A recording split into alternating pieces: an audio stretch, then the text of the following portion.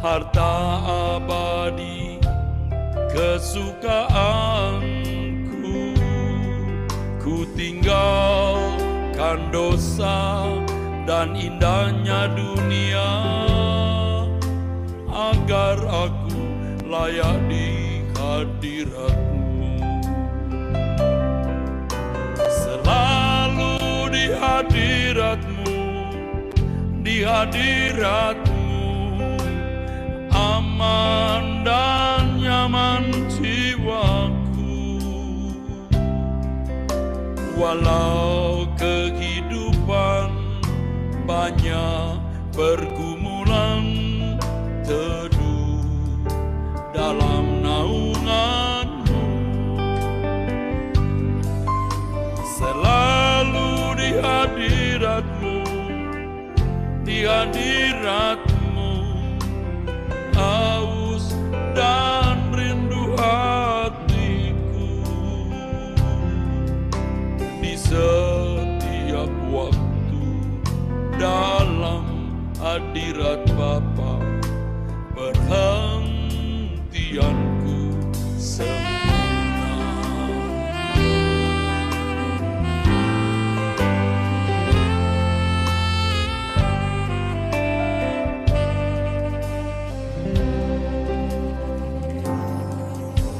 Beri aku tempat di hadirat-Mu, Bapa, setiap saat, dimanapun juga.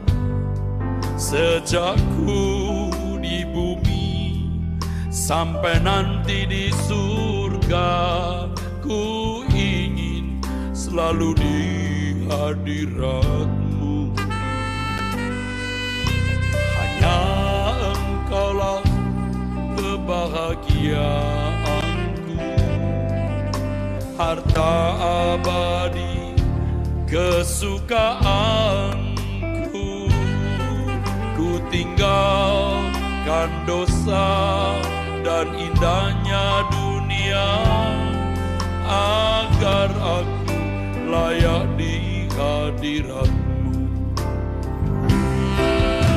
Selalu di hadirat-Mu, di hadirat-Mu, aman dan nyaman jiwaku.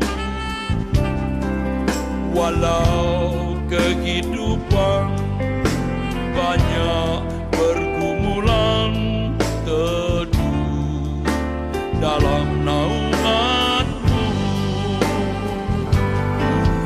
Selalu di hadirat-Mu, di hadirat-Mu, haus dan rindu hatiku. Di setiap waktu dalam hadirat Bapa, perhentianku sempurna. Selalu di hadirat-Mu, di hadirat-Mu, aman dan nyaman jiwaku. Walau kehidupan banyak pergumulan, teduh dalam naungan. Selalu di hadirat-Mu, di hadirat-Mu, haus dan rindu hatiku. Di setiap waktu dalam hadirat Bapa, perhentianku sempurna.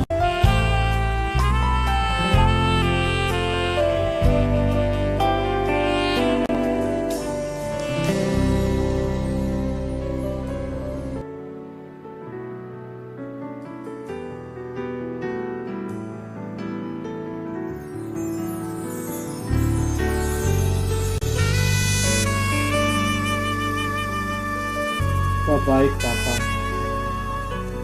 Sungguh baik buat kami. Biar kami terus memuji menangka malam ini Bapa, menyiapkan hati kami, berikan persembahan hati kami yang terbaik kepada di hadapan kekudusanmu. Ku buka kehidupanku, selidikilah keberadaanku ya Bapa, periksa diriku sekarang. Ku sadari dan ku akui banyaklah kesalahanku, tak satu pun tersembunyi di matamu. Bapa, ampunilah aku.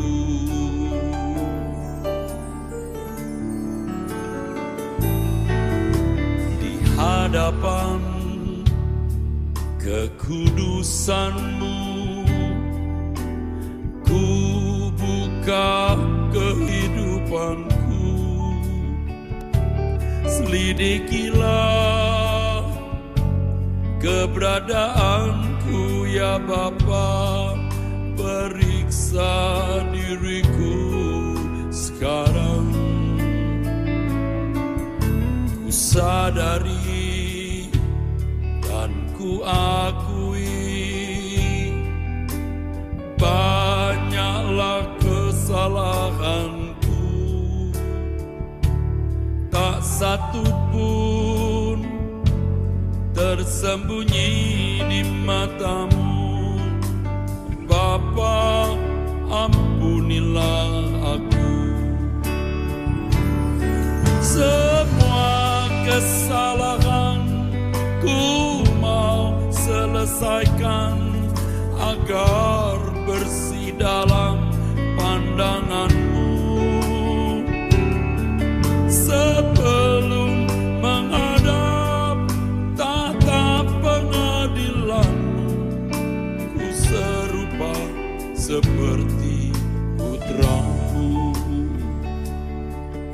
Mari kita berikan hati kita. Kami akan Di lagi hadapan seperti kita masuk ke dalam hadirat Bapa pada malam hari ini. Walaupun kita berada di tempat kita masing-masing, tapi ini suatu ibadah kita kepada Bapa kita di surga. keberadaanku ya Bapa, periksa diriku sekarang. Ku sadari dan ku akui banyaklah kesalahan, Terima kasih Bapa untuk pengampunanmu. tak satu Terima pun kasih Bapa untuk tersembunyi di matamu. Bapa, ampunilah aku.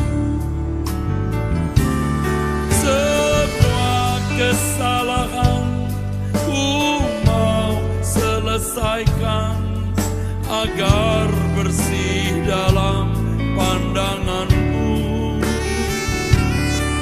Sebelum menghadap tahta pengadilanmu, ku serupa seperti putramu. Semua kesalahan ku mau selesaikan agar bersih dalam pandanganmu. Sebelum menghadap tahta pengadilanmu, ku serupa seperti putramu.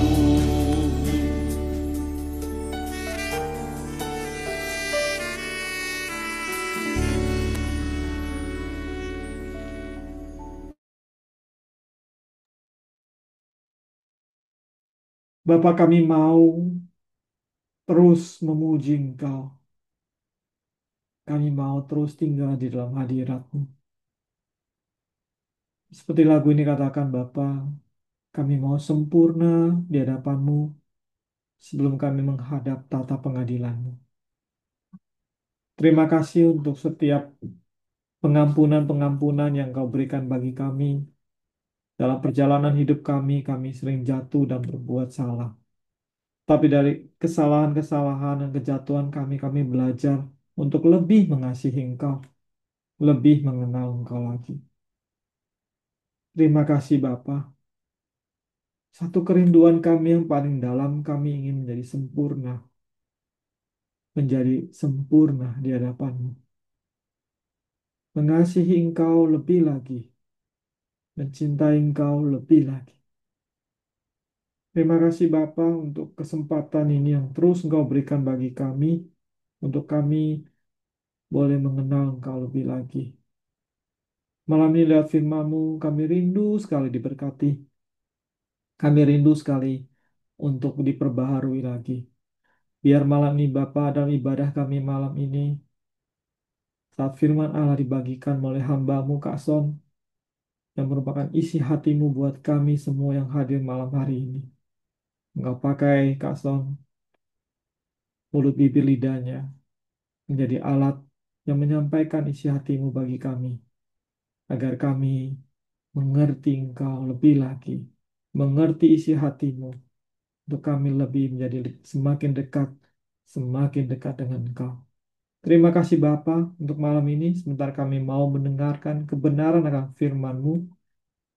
Kami mengundang Kau Roh Kudus hadir bersama dengan kami, biar saat firman Allah dibagikan, hati kami dibajak, dibentuk, dan benih itu boleh jatuh pada hati kami, dan benih itu tumbuh, berbuah di dalam setiap kami.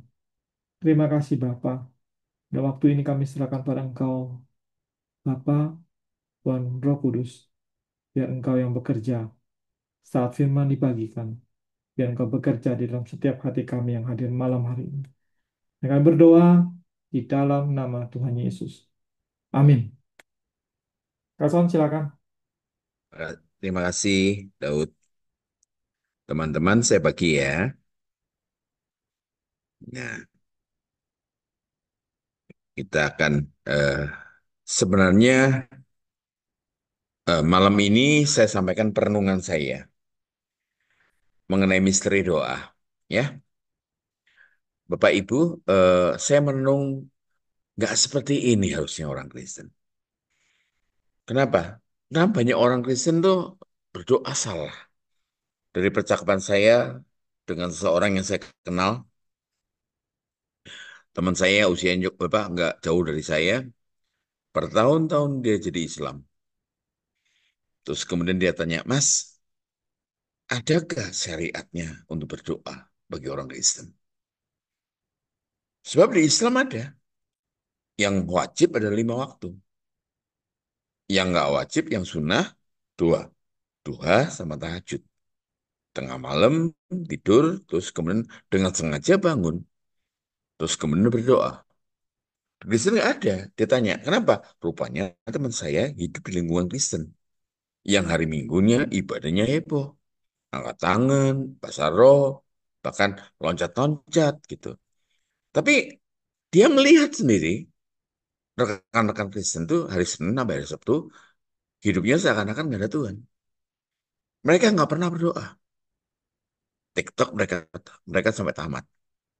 YouTube tamat, drama Korea tamat, sinetron tamat. Tapi doa nggak pernah. Makanya dia tanya, Mas, adakah syariatnya? Saya katakan nggak ada, Mas. Loh kalau gitu kenapa nggak ada? Doa itu penting katanya. Karena Kristen tuh syariat, artinya hukum ya. Syariatnya adalah kasih. Hukumnya kasih. Kalau dia mengasihi Tuhan, pasti dia berdoa. Ingat ya, firman Tuhan malam ini perenungan ya. Banyak orang Kristen nggak berdoa. Karena datang kepada Tuhan, berdoa identik dengan minta. Bapak rohani saya, Bapak rohani kita, ngajari doa itu 2 arah. Bukan 1 arah. Nah, saya lihat ya, lanjutnya. Ini anak saya ambil contoh. Nah, waktu anak saya masih kecil, anak-anak saya masih kecil, Kak Ana itu berangkat ke pasar tiap hari. Kenapa? Naik motor, kemudian kenapa? Beli bahan makanan dan kemudian sampai rumah, masak dan siapkan makanan. Pada saat anak saya sudah selesai mandi, ya bangun, mandi dan kemudian persiapan pakai pakaian siap berangkat sekolah, dapat sarapan. Anak saya bisa sarapan. Dua-dua anak saya, beda beda 4,5 tahun. Dengerin ya. Nah, waktu anak saya masih kecil juga, ya dua-dua kecil, saya keliling cari sekolah yang terbaik, yang patut, layak dan unggul, yang sesuai dengan kantong kami. Ya, saya dengan istri saya berharap supaya anak saya dapat pendidikan yang terbaik sesuai dengan usianya. Dengar ya. Makanya ini perenungan. Nah, anak saya tidak pernah minta sarapan. Bahkan anak-anak saya tidak pernah minta disekolahkan di sekolah tertentu. Sama sekali. Dan masalahnya, pelan-pelan ya, kami orang tuanya tahu apa yang terbaik buat anak-anak kami. Kami orang tuanya tahu apa yang dibutuhkan bagi anak-anak kami. Perlu pendidikan, perlu sarapan sebelum berangkat sekolah. Demikian juga bahwa di surga. Tuhan tuh ngerti, tahu dan ngerti apa yang menjadi kebutuhan kita. Sesuai dengan kehendaknya dan waktunya. Kehendak pasti ada rencana. Kehendak dan waktunya. Seringkali kita orang Kristen punya masalah. Saya ambil contoh gini. Di Indonesia banyak mainan mobil. Mobilnya masih bagus. Mobilnya masih bisa ngelinding. Saya tiba-tiba ingat mobilnya Daud ya. Mobil perang ya. VW, mobil perang. Nah, kita cenderung apa? Melihat mobil lain canggih. Di Indonesia lagi musim BYD, BYD. Semua orang lihat dan kemudian kepingin, ingin gitu. Padahal kantongnya nggak cukup. Itu awal dari masalah. Makanya di Indonesia banyak sekali istilah pinjol. Ya, orang Kristen itu sekarang ya, orang Kristen, Tuhan memang memberikan pada kita sesuai kebutuhan kita. Pasti. Kemudian tapi masalahnya orang Kristen itu ingin, makanya saya katakan saya labeli. Kristen zaman sekarang itu orang Kristen Doraemon. Kenapa? Aku ingin begini, aku ingin begitu. Lihat gambar di belakangnya Daud, wah pengen ke Meko, ke Cina. Kenapa? Wah, kalau ke sana bahagia. Saya tanya sama teman-teman yang tinggal di Cina, tinggal di Amerika. Barusan ada teman yang pulang ke Indonesia dan dia foto-foto di kolam renang, dikatakan seenak-enaknya saya di Amerika. Dia ngomong loh, bertahun-tahun sudah bergerak Amerika. Dia berkata, lebih enak di Indonesia. Dia ngomong gitu loh. Dia yang ngomong loh buat saya. Saya kutip dari Facebooknya dia. Kenapa? Yaitu orang Kristen itu banyak keinginan. Makanya ini nanti kita belajar mendalam. Nah, saya minta Daud bacakan. Udah tahu kan?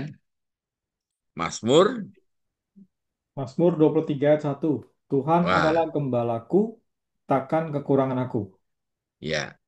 Bahasa Inggrisnya, Daud? Bisa bahasa Inggris dong. Nah, The Lord is my shepherd, I shall not want. nah. Tapi ketika saya belajar bahasa Ibrani-nya, saya terkejut. Muncul perkataan Adonai, Roi, Lo, Eksar. Kata-kata I shall not want. Aku tidak kurangan. Dikatakan dikatakan bahasa Ibrani-nya, Eksal. Ini atau kasar ya. Jadi saya curiga, ini meaningnya pasti lebih dalam. Meaningnya ternyata ketika saya pelajari, muncul ini. Ketika diterjemahkan bahasa Indonesia, munculnya Tuhan adalah gembalaku. Aku tidak menginginkan apa-apa lagi. Orang yang seringkali gini, saya tuh terheran-heran lihat satu tokoh di Indonesia namanya Omi Saklio. Kenapa? Dia kalau berdoa tuh 8 jam. Legenda. Dulu waktu saya pertama kali jadi Kristen, mikir ngomong apa aja. Kalau minta tuh habis dah. Tapi sampai 8 jam. Saya ingat ya, saya di Taiwan, saya ngobrol dengan Daud, nggak ingat waktu. Ngobrol dengan Jason, nggak ingat waktu. Ya, jalan di pasar malam itu, jalan nyusur itu nggak ingat waktu. Iya, kalau kita ngobrol dengan teman, dengan sahabat, nggak ingat waktu. Apalagi teman yang betul-betul akrab. Satu nimpali, dan lain sebagainya. Dan indah. Dan kita rata-rata nggak pernah punya kualitas doa seperti itu. Ya, makanya orang Kristen katakan, eh, saya ingat percakapan saya dengan anak saya yang pertama waktu masih kecil. Dia masuk ke ruangan saya di rumah lama saya. Waktu itu saya masih doa. Dan Ariel, namanya Ariel, masuk ke kamar. Dia tanya, Bapak lagi ngapain? Saya katakan, Papa lagi doa. Doa itu ngapain? Doa itu ngobrol dengan Tuhan. Bahasanya dia ya. Dan dia berkata, kata dia, doa itu minta. Rusak toh? Doa itu identik dengan minta. Padahal doa itu dua arah. Kita ketemu dengan Bapa, Bapa ketemu dengan kita. Ya, makanya ini luar biasa. Banyak orang Kristen nggak menyadari. Dia berkata doa itu minta. Ya, nah, tolong lagi Daud bacakan. Yuk. Matius 6 ayat 7 sampai 8. Hmm, Ayat 7 lagi pula dalam doamu itu, janganlah kamu bertele-tele seperti kebiasaan orang yang tidak mengenal Allah. Mereka menyangka bahwa karena banyaknya kata-kata doanya akan dikabulkan. Ayat hmm. 8, jadi janganlah kamu seperti mereka, karena Bapamu mengetahui apa yang kamu perlukan sebelum Sebelum kamu minta kepadanya. Tuhan tahu yang kita butuhkan. Ya, ini saya eh, kemana saja saya pergi selalu tanya ke Eropa, ke Asia, ke Australia, ke Amerika. Selalu kemana saya pergi saya tanya orang. Saya hobi tanya. Tanya ini klise sekali. Dan orang Kristen ya. Di mana Yesus berada? Di mana Tuhan berada? Mereka tuh kayak sepakat loh. Kayak sepakat. Nunjuk kepada satu bagian. Mereka semua menjawab dengan jawaban yang sama. Exactly the same. Ya, sembari menunjuk dia di sini. Menunjuk hati mereka. Dia di hati saya. Semua coba tanya. Kalau saya tanya pada Bapak Ibu Saudara, di mana Tuhan? Saudara pasti jawab, di sini, di hati saya. Bahkan lebih dekat daripada kulit kita. Itu sebabnya kenapa Tuhan ngerti pikiran, ngerti hati kita sebelum kita minta. Kita marah, kita benci, kita punya niat buruk. Nggak mungkin Tuhan nggak tahu. Kan ya? Ngerti ya? Nggak mungkin. Saya terus ya. Pokoknya bersambung ya. Yesus tinggal di hati setiap orang percaya. Nah, masalahnya Yesus itu punya pribadi. Punya pribadi, punya perasaan, dan pikiran. Yesus itu pribadi. Dia punya pikiran dan perasaan. Ngerti ya? Punya perasaan dan pikiran. Ya. Nah, masalahnya seringkali kita ngaku bahwa Tuhan tinggal dalam kita. Kita nggak anggap bahwa Tuhan kita punya pikiran, punya perasaan. Kita menganggap bahwa Tuhan nggak punya pikiran, perasaan. Padahal Tuhan jelas pribadi yang punya pikiran, punya perasaan. Lanjut ya.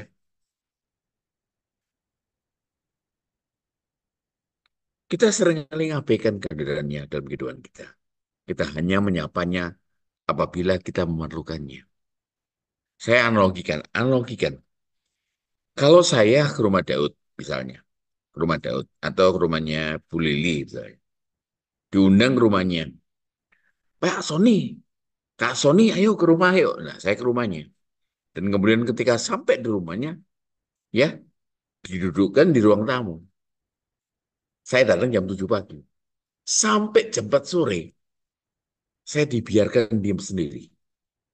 Nggak diajak bicara, nggak dikasih minum. Pokoknya diam sendiri. Seperti itulah nasibnya Tuhan kita.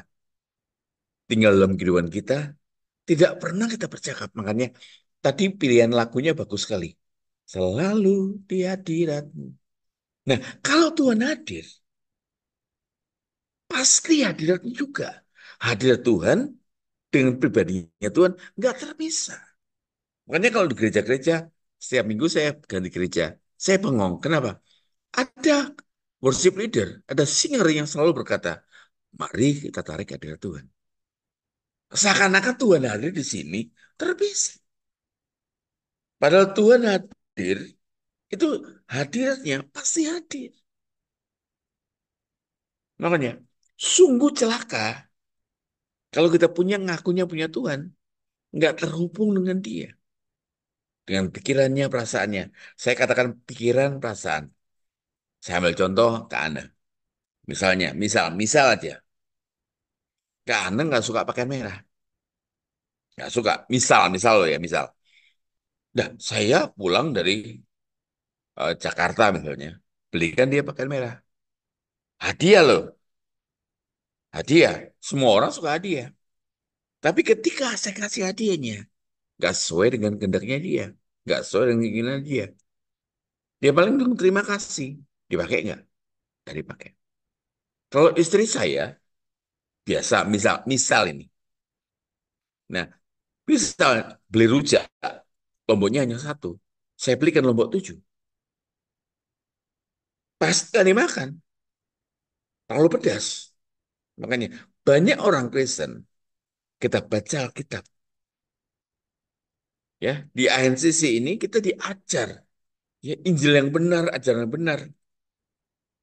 Tapi percayalah, sungguh sulit mempraktekkan.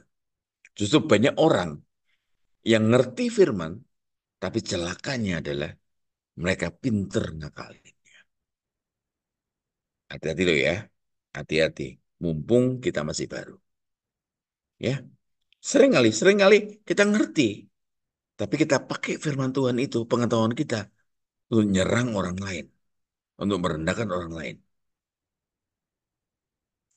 Bayangin, bagaimana Tuhan, perasaan Tuhan yang tinggal dalam hati kita. Bagaimana pikiran Tuhan, bagaimana perasaan Tuhan. Pasti terluka. Kalau saya tadi analogikan, kalau saya ke rumah Daud, didiamkan saja. Nggak dikasih minum, nggak dikasih makan. Dari jam 7 pagi sampai hari berikutnya. Ya lama-lama pergi. Makanya banyak orang berkata, hadirat Tuhan. Nggak pernah merasakan Tuhan. Padahal ngakunya, saya tanya, Tuhan ada di mana? Di sini. Bayangin, selama ini kita datang hanya untuk minta. Saya ngalami sendiri, ya. Pernah saya tidur dan kemudian tidur. Biasa saya sebagai kepala rumah tangga, saya berdoa buat istri saya, 2 anak saya, saya sebut namanya di hadapan Tuhan. Dan saya terima kasih sepanjang hari sudah dilindungi, diberkati, dijaga. Dan tiba waktunya tidur, kembali lagi menyerahkan nyawa nyawa kami semua, hidup kami, dan minta Tuhan untuk lindungi, berkati, dan jaga sepanjang tidur. Ketika saya bangun, ini penyakitnya kita semua. Kita berdoa saat itu, tapi ketika kita bangun, benda pertama yang kita pegang apa? Ayo, benda pertama apa? Handphone. Seakan-akan yakin kalau malam tadi ada yang kirim WA. Bayangin, seakan-akan yakin malam tadi ada berita heboh. Saya duduk di tempat tidur, saya pegang handphone. Tiba-tiba saya dengar suara lembut. Nah, kamu tidak berterima kasih. Saya ingat ya, ada obat tidur. Kalau kita minum atau orang minum bisa tidur, ya. Tapi adakah obat bangun? Kalau ada obat bangun, pasien rumah sakit yang koma dikasih obat bangun, bangun semua. Kita bangun pagi ini, itu kesempatan dari Tuhan. Itu berkat, pure blessing. Berkat sesungguhnya. Kalau kita bangun pagi ini, semuanya karena kemurahan Tuhan. Ya, kita lupa mengucap syukur. Teman-teman ANCC, saya katakan, ayo kita belajar sungguh-sungguh untuk bersyukur. Ya, dan dikatakan gini, saya seorang ayah yang nggak pernah berdoa buat istri anak-anaknya. Engkau mencelakai, ya, sorry, engkau mencelakai istri dan anak-anak. Kenapa? Karena berdoa. Doamu itu payung buat keluarga. Doamu itu berkat buat keluarga. Tapi di Kristen nggak ada struktur imam. Di Kristen itu pria-pria bukan imam. Dikatakan apa? Kamulah imat yang rajani. Ya, bangsa yang terpilih imat rajani. Ayat itu bukan buat laki aja, tapi buat perempuan. Jadi kalau lakinya payungnya nggak pernah fungsi untuk berkat perlindungan pada keluarga, ya gantikan ibu-ibu. Keluargamu perlu payung, perlu tudung, perlu perlindungan, perlu penjagaan, perlu pemeliharaan. Saya katakan, kita seringkali mengabaikan kehadirannya dalam kehidupan kita. Kita hanya menyapa apabila kita perlukan. Teman saya Islam, doa 5 kali. Tengah malam bangun untuk berdoa. Kaget, 2 tahun nggak ketemu saya. Ketemu-ketemu pakai kalung salib, kaos hitam dan kalung salib. Loh, saya tanya, udah pindah? Loh iya. Terus dia ngomong, saya ngomong pada dia, percakapan terakhir kita mengenai sholat, mengenai syariat. Terus dia ngomong gini, saya ngomong pada dia, Mas, masih sholat nggak? Ya aneh ya, udah Kristen, saya tanya, masih kaget ya? Masih. Hanya saya jadi Kristen sekarang, tanpa kiblat. Udah puluhan tahun saya di Islam. Terbiasa bangun pagi, subuh untuk berdoa. Tengah malam, mau tidur, tengah malam saya sengaja bangun untuk berdoa. Ketika masuk Kristen, tetap saya lakukan. Tengah malam karena saya karismatik, saya nyembah. Tiba-tiba Roh Tuhan ngomong ke saya, yang terdahulu jadi terkemudian. Orang-orang Islam, orang-orang Hindu yang baru masuk Kristen, mereka bayar harganya mahal sekali. Mereka dibuang dari keluarga, dicoret dari keluarga, diambil apa warisannya. Ya, bahkan saya pernah ke satu daerah, rumah mereka dibakar, lumbung mereka dibakar juga. Nah, saya kebalikannya. Kalau orang Kristen, saya berdoa 5 kali sehari. Tengah malam bangun, biasanya punya masalah besar. Entah suaminya minggat, entah istrinya minggat, bangkrut, atau sakit kanker. Kan ya, Tuhan itu kayak ATM besar bagi orang Kristen. Ya, masukkan PIN-nya dalam nama Yesus dan kemudian berharap supaya dapat keluarnya jawaban doa. Banyak orang Kristen ngeklaim janji Tuhan, hafal janji yang ini, janji yang ini. Lupa kalau janji itu bukan buat kita, buat perjanjian baru, tapi buat bangsa Israel. Bayangin loh ya, ngeklaim, klaim, klaim itu insurance, asuransi. Asuransi aja ada preminya. Kita pernah bayar premi nggak sama Tuhan? Saya itu ingat ya, teman saya cerita ketika berkunjung ke rumahnya hamba Tuhan tua. Udah menikahnya 50 tahun, 50 tahun lebih. Usianya juga 70-an. Dan ketika dia duduk di teras, Om ini ngomong ke tante. Tante lewat, udah tua-tua. Mah, Oh iya, sebentar ya tak buat no. Hanya ngomong ahem gitu. Sebentar ya tak buat no. Gak lama kemudian keluar satu poci teh dan dua cangkir. Hebat tuh ya. Ahem gitu. Gak lama kemudian ketika minum, Om ngomong lagi.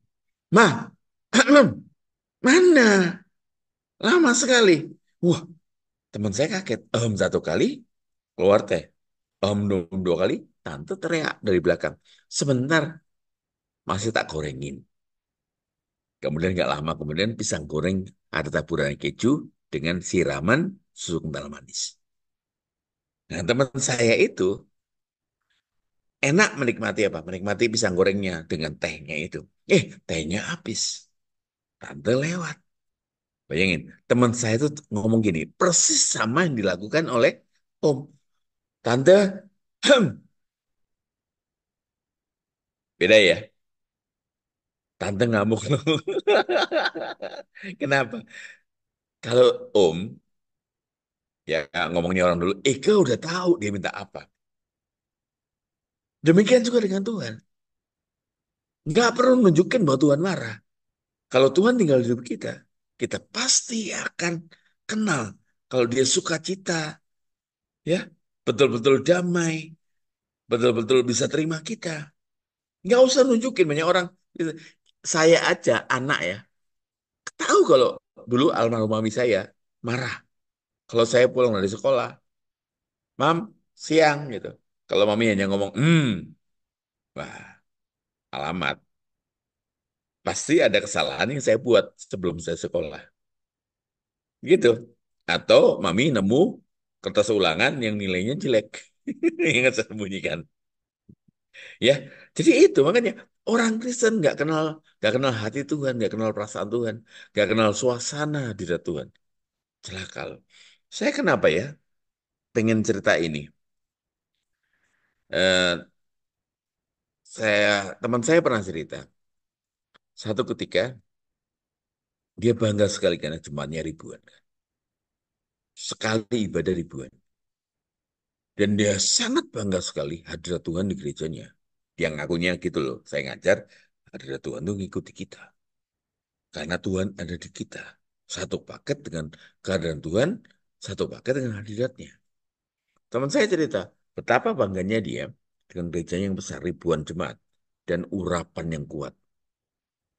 Dia bangga sekali waktu mau tidur, Tuhan tegur dia. Saya masih ingat kok, Tuhan berkata gini, kamu jangan pikir aku hadir gara-gara kamu.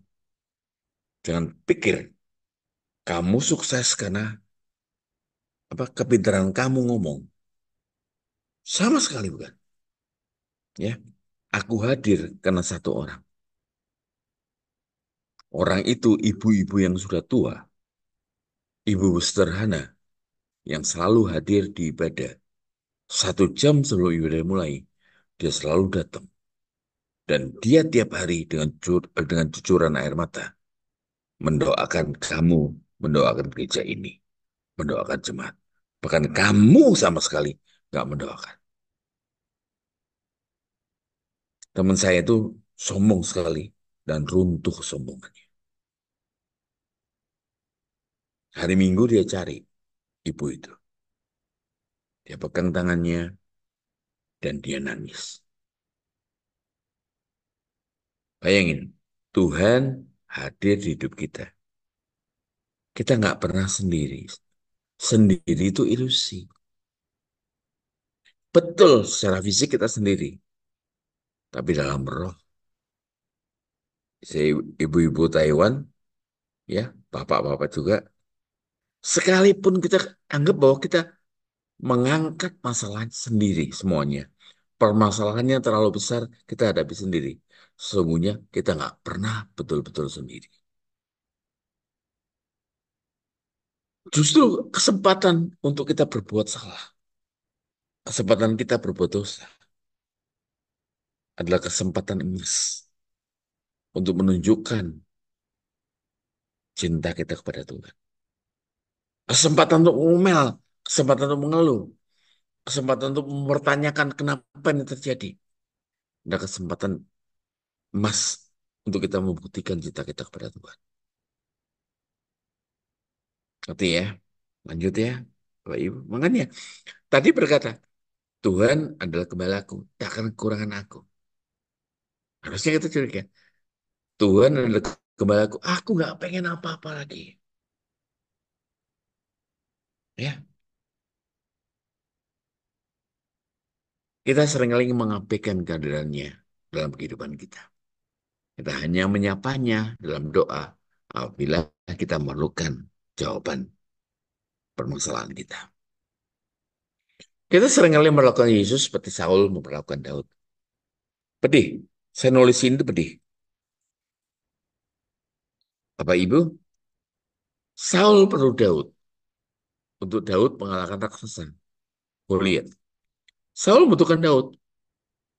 Kenapa? Supaya Daud mengalahkan musuh-musuhnya Israel. Saul membutuhkan Daud untuk mengusir roh jahat yang mengganggu Saul. Permasalahannya, tapi Saul tidak mau menjadikan Daud sebagai raja. Sama sekali. Masalahnya ini, demikian juga orang Kristen. Kita hanya perlu Yesus untuk mengalahkan raksasa persoalan, mengalahkan setiap roh jahat. Ya, namun kita tidak mau menjadikan Tuhan Yesus sebagai raja dalam kehidupan kita. Ini renungan loh ya. Kalau harap khotbah, ya, walaupun banyak senyum-senyumnya, gitu. Ya banyak. Kita seperti itu. Kita butuh Tuhan. Hanya bahkan kita melayani, kita hadir di ibadah. Sebenarnya kita butuh pengakuan. Kita cari pengakuan, eksistensi. Padahal kita ngakunya, kita anak-anak Tuhan. Ada satu pasangan saling teriak. Berkata gini, kenapa Tuhan pertemukan kami? Saya tanya pada dia, waktu kamu ketemu, kamu nggak pernah tanya Tuhan. Kamu jatuh cinta, kamu nggak tanya Tuhan. Kamu nembak, istilah nembak menyatakan cinta, nggak pernah tanya Tuhan. Ketika mau menikah, nggak tanya Tuhan. Malah tanya hari baik. Ya kamu menikah, nggak tanya Tuhan. Ketika pernikahanmu hancur, kamu mempersalahkan Tuhan. Kurang ajar ya. Saya lihat fenomena ya. Saya lihat fenomena di Surabaya. Di Surabaya ada persekutuan doa yang cukup besar. Saya pernah diundang, yang datang ada ratusan orang. Sorry, yang datang ratusan orang. Dan kemudian saya tergelitik. Kenapa? Tanya. Saya katakan gini, ini semua niat doa hari Kamis ya. Ini semua niat doa. Iya, Pak, niat doa. Siapa yang datang? Oh, yang datang adalah orang-orang yang perlu, yang sakit, yang punya masalah keuangan, masalah ekonomi, masalah keluarga, dan semua salah ada. Terus kemudian saya tanya kedua, berapa banyak di antara mereka kalau doanya dijawab oleh Tuhan, mereka tetap setia. Oh, rata-rata dijawab doanya 30% akan stay di gereja. Gitu ya, 30%. Terus kemudian setelah itu rajin 3 bulan. Setelah 3 bulan, alasannya banyak, nggak hadir. WA ke saya, Pak, nggak bisa datang keluar kota dengan keluarga. Istilahnya orang Indonesia adalah healing. Healing tiap kali sampai hilang. Ya, gitu ya. Terus saya tanya lagi, siapa yang paling setia? Langsung ditunjukkan oleh pemimpinnya gembalanya. Itu Pak, ditunjukkan. Orang tua-tua yang pakai kebaya encim. Ya, pakai kain, pakai kebaya encim. Lagi pula warnanya nggak putih lagi. Itu setia nggak peduli hujan, badai, punya masalah, hadir. Surabaya kan banjir kan. Nggak peduli banjir, datang dia. Indah loh.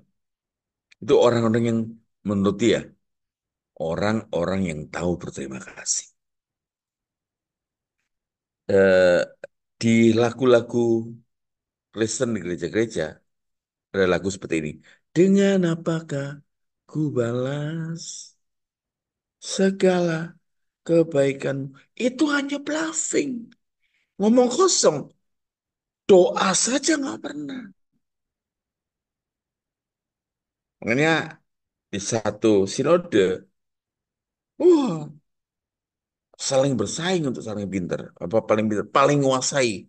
Paling merasa dekat dengan pimpinan sinode. Tapi lupa mendekat pada pemilik hidup, pemilik gereja, pemilik sinode. Jadi Daud tadi milih itu selalu di hadiratmu. Waduh, prosesnya panjang. Jaga perasaan. Jaga betul-betul. Saya, saya aja ya kemana-mana kalau sama Kak Ana, jaga perasaan dia. Bayangin, kita kemana-mana ada Tuhan. Menjaga nggak perasaan Tuhan? Apa yang kita pikirkan, apa yang kita ucapkan, kita teks ya. Terus ya, ini tolong C.S. Lewis adalah pengarangnya Narnia. Ini dari Kak Ana. Bagus sekali kata. I don't pray so that I can change God. I pray so that God can change me. Aku nggak berdoa supaya saya, ya, aku nggak berdoa supaya aku dapat berubah Tuhan. Aku berdoa supaya Tuhan merubah hidup saya. Makanya doa yang paling paling tinggi adalah berdoa dengan berani berkata, jadilah kehendak. Kita maksa, istilahnya orang Jawa bilang makso. Kalau orang-orang muda, doanya gini soal jodoh. Tuhan, kalau dia jodohku, dekatkanlah. Kalau bukan jodohku, paksakanlah. Kalau dia bukan apa-apaku, maka bawa dia bersamamu. Pulang ke surga gitu. Itu doa jahat itu. Itu makanya. Kalau orang bilang saya pernah dengan Kaan dengan satu teman jalan-jalan ke Gunung Kawi. Gunung Kawi itu tempatnya eh, namanya ubi ungu ya. Ya, banyak orang kalau saya pernah diajak Daud makan apa jamur ya. Tapi di situ ada ubi ungu dan saya jalan. Tapi Gunung Kawi juga tempatnya orang cari kekayaan dengan cara bersekutu dengan setan. Dia ngomong ini, oh dulu tuh rame sekali, tapi sekarang sepi. Dulu rame, tapi sekarang tinggal 30%. Sepi gitu. Saya bingung, kemana 70%? Apa? Kemana sisanya 70%? Dia ngomong gini, loh, ke gereja kan? Di gereja tuh banyak hamba Tuhan menjanjikan apa yang Tuhan tidak janjikan. Misalnya kekayaan, kesuksesan. Ya, mereka janji Tuhan luar biasa di gereja-gereja. Kenapa? Kalau kamu beri, Tuhan kembalikan 30 kali lipat, 60 kali lipat, 100 kali lipat. Gimana game? Mereka jahat loh. Ya, ingin. Kita kadang-kadang seperti itu. Kadang-kadang kita merasa berjasa melayani Tuhan. Berjasa udah, oh orang lain kenal Tuhan. Padahal kita melayani karena kita cinta Tuhan. Amin ya. Kita cinta Tuhan. Oleh sebab itu kami melayani ya Tuhan. Nah, masalahnya melayani bukan kegiatan rohani. Bukan sekedar kumpul-kumpul. Tapi melayani pikiran dan perasaan Tuhan. I pray because I can help myself. I pray because I'm helpless. It doesn't change God. It changes me. Bagus sekali. Saya ketika baca ini geleng kepala. C.S. Lewis dulu ateis. Teman dari seorang namanya Tolkien. C.S. Lewis dengan Tolkien itu bersahabat.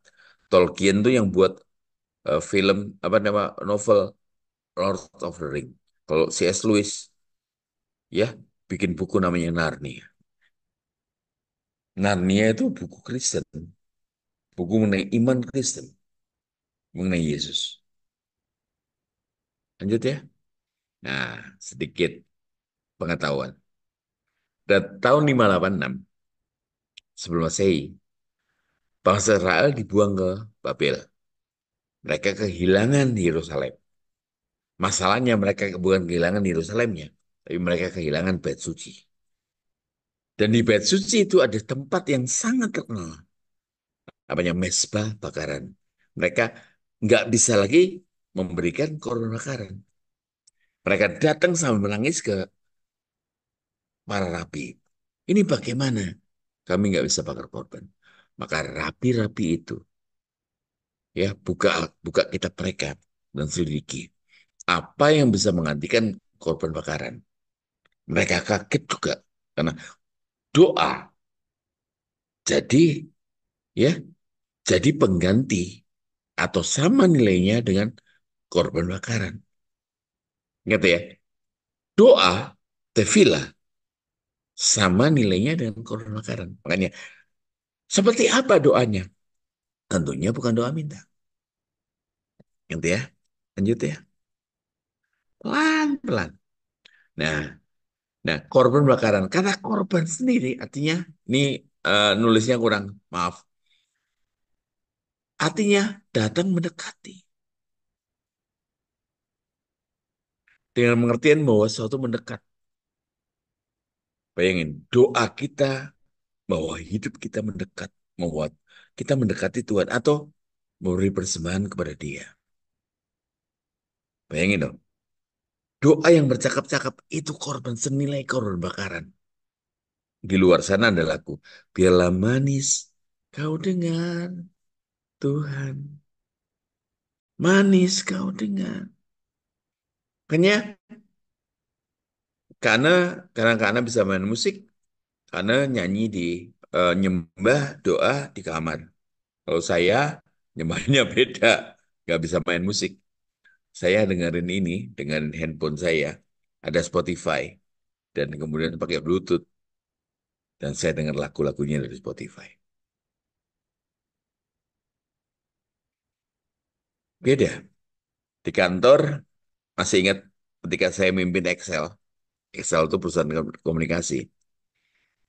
Dan setelah makan siang, saya ke sekretaris saya, punya sekretaris di kantor, ya, orang orang Arab, tapi namanya Niken. Saya katakan, Niken, tolong bukain gudang. Buat apa, Pak? Kenapa biasanya gudang dibuka untuk pegawai saya? Tapi hari itu saya katakan, tiap hari selesai makan, saya minta dibukakan gudang.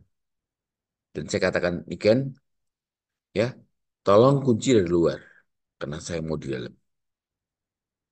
Kata-kata seperti ini, kalau kamu berdoa, masuk dalam kamarmu, bukan kamar, bahasa aslinya. Kalian mesti pikirkan, ya, rumahnya orang Yahudi zaman dulu. Itu gudang yang dimaksud. Gak ada jendela, tempat nggak nyaman. Bukan kamar. Kamar kita nyaman sekali. Penerangannya bagus, udaranya bagus, dinginnya bagus. Ketika saya ingat itu, saya masuk ruangan, masuk ke gudang, dan saya berdoa di situ setengah jam aja. Sampai sekretaris saya itu bilang, Pak, ngapain sih, Pak? Saya katakan, saya berdoa. Kalau kamu kan ada musola. Kalau saya itu di mana saya berada, itu kiblat saya. Dimanapun kita berada, selama masih ada Tuhan dalam hidup kita, ayo terhubung dengannya.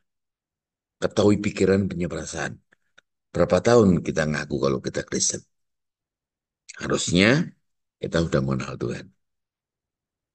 Minimal mengetahui, mengetahui apa? Apa yang Tuhan harapkan. Nah, dengan kurban itu, ya, seorang berusaha aktif, atau saya katakan sebaliknya, dengan doa itu seseorang berupaya secara aktif untuk mendekatkan diri dengan Tuhan. Inisiatif. Kita inisiatif. atau secara pasif kita dibawa mendekat kembali kepada Tuhan. Makanya saya katakan, nggak mungkin orang yang berdoa nggak memiliki karakter Tuhan. Saya bercakap dengan teman saya, seangkatan kuliah S3, dia ngomong, banyak orang hadir di 2 pagi, onsite. Kenapa? Bukan karena cinta Tuhan, karena setor wajah. Saya tadi ngomong dengan sekelompok orang, saya tidak setuju. Ya, di satu gereja, orang yang mau melayani harus ikut 2 pagi. Jadi mereka 2 pagi bukan karena cinta, tapi sebagai syarat, sebagai alat tukar untuk bisa melayani. Padahal kita datang, tapi karena cinta. Karena mungkin bisa siapin. Karena lagunya Bobby, bisa nggak? Saya kirim ya, tolong nanti diputerin ya. Ini tadi saya kasih Oh, Budiman ya. ini pakai HP, bukan pakai laptop. Mungkin kirim ke Daud aja. Oh, kirim Daud ya. Daud, tolong ya. Thank Iya, you. iya. Ini lagu bukan lagunya kita ya, tapi lagu sebentar ya. Sebentar saya cari dulu. Nah, ini dapat. Saya kirim ya. Ini luar biasa. Nah, Daud ya. Tadi di gereja saya ajak nyanyi lagu ini.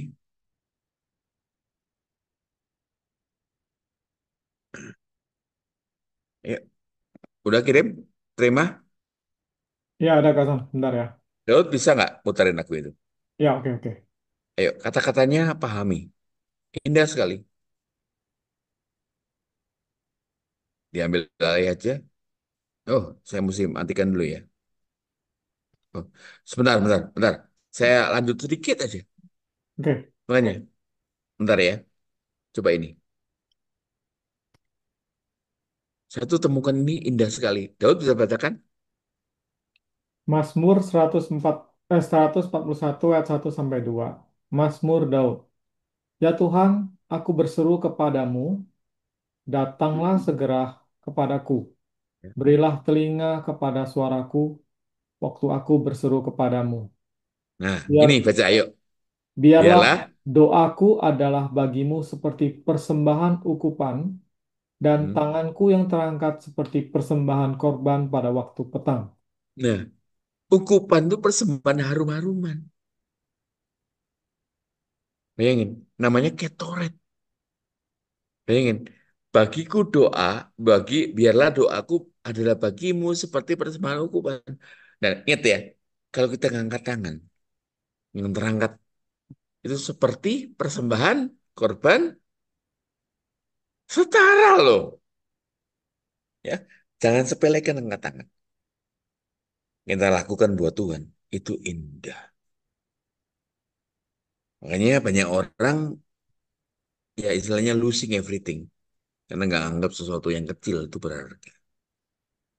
Ya, jadi saya selesai sharing saya ya selama berjuang karena berdoa itu nggak mudah. 5 menit saja tiap hari tumbuh. 5 menit bertumbuh. Nggak usah muluk-muluk ngomong, oh 1 jam nggak. 5 menit bertumbuh, ketiduran biasa. Dan kemudian jadi 10 menit. Jadi 15 menit. Lama-lama minimal kita akan peroleh 1 jam. Saya minta Daud muterin lagu, ya, lagu sederhana, ya. Saya eh, pencipta lagu ini pernah nginep rumah saya. Dan ketika ciptakan lagu ini, dia melihat orang Kristen seperti itu. Jadi lagunya pun jadi berkat buat saya. Pagi tadi nggak janjian, karena khotbah di GPT Gereja Petra Tabernakel, saya khotbah di Gereja GKI, kita nyanyi lagu yang sama. Yuk, silakan. Karena apa namanya, Daud, perhatikan liriknya. Liriknya perhatikan. Ajar kami untuk Perhatikan datang liriknya. kepada Tuhan karena kami mengasihi Tuhan. Ini Bukan penciptanya. karena berkat-Mu, Namanya bumi. bukan karena keinginan-keinginan hati kami.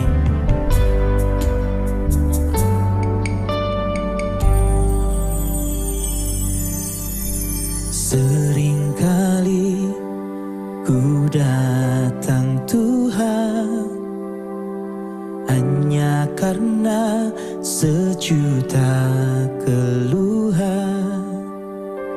Seringkali ku lupa Tuhan, seharusnya ku datang dengan segenap rindu dari lubuk hatiku, dengan hasrat yang tulus karena ku cinta padamu. Tak hanya memikirkan berkat yang kau berikan, sungguh hanya karena ku mengasihimu, Yesus.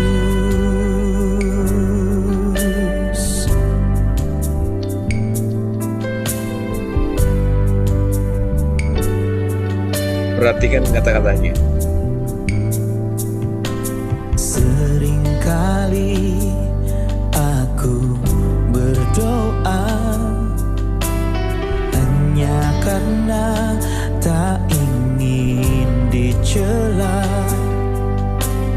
namun kini ku sadar Tuhan, seharusnya ku datang dengan segenap rindu dari lubuk hatiku, dengan hasrat yang tulus karena ku cinta padamu. Tak hanya memikirkan berkat yang kau berikan, sungguh hanya karena ku mengasihimu dengan segenap rindu dari lubuk hatiku, dengan hasrat yang tulus karena ku cinta padamu. Tak hanya memikirkan berkat yang kau berikan, sungguh hanya karena ku mengasihimu, Yesus. Oh, selesai. Ya. Jadi malam ini perenungan ya. Kita jaga nggak hati kita, hidup kita? Kita jaga nggak perasaan Tuhan? Jaga nggak pikiran Tuhan? Jangan sampai dia diem di hidup kita. Kita nggak pernah mengajak dia bicara. Yuk, izinkan saya berdoa buat kalian. Bapa, kami berdoa untuk keluarga kami, keluarga kecil kami, NCC. Hamba percaya bahwa saat ini juga Tuhan sedang bicara. Tuhan dealing dengan hati kami. Surga itu dekat. Pemilik surganya ada bersama-sama kami. Terima kasih tinggal dalam hidup kami. Kami nggak pernah sendiri dan kami nggak pernah kesepian. Terima kasih. Ajar kami menghargai kehadiran-Mu. Ajar kami bagaimana caranya kami melayani pikiran dan perasaan-Mu. Masing-masing orang Tuhan izinkan berproses. Terima kasih sampai mereka punya waktu bertemu dengan Engkau. Dan mereka bertemu dengan Engkau lewat doa. Terhubung dengan-Mu 24 jam hari. Sehingga tiap hari hadirat Tuhan itu nyata. Tiap hari kehadiran Tuhan dalam hidup mereka itu nyata. Dan kami bersyukur dalam nama Tuhan Yesus. Amin. Amin. Amin. Thank you, Kak Son. Terima kasih. Oke, saya stop dulu. Sorry ya.